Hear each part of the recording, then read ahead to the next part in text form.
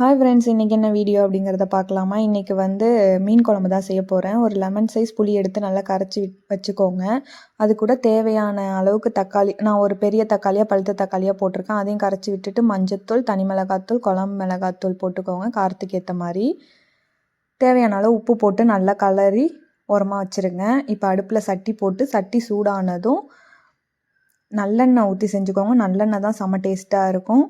நல்லெண்ணெய் விட்டு எண்ணெய் சூடானதும் வெந்தயம் போட்டுக்கோங்க. வெந்தயம் போட்டதுக்கப்புறம் அது பொரிஞ்சதும் ஒரு 15 சின்ன வெங்காயம் போட்டு கருவேப்பிலை போட்டு நல்லா வதக்கி விட்டுக்கோங்க. அது வதங்கினதுக்கப்புறம் கலரி விட்டுட்டு புளியை கரைச்சி வச்சுருந்தோம்ல அதை ஊற்றி நல்லா கொதிக்க விட்டுருங்க. அந்த மிளகாத்தூள் வாடை போக கொதித்ததும் நல்லா சுண்டி வரும். சுண்டுனதும் மீனை போட்டு கொதிக்க விட்டு கருவேப்பிலை போட்டு இறக்குனா மீன் குழம்பு ரெடி.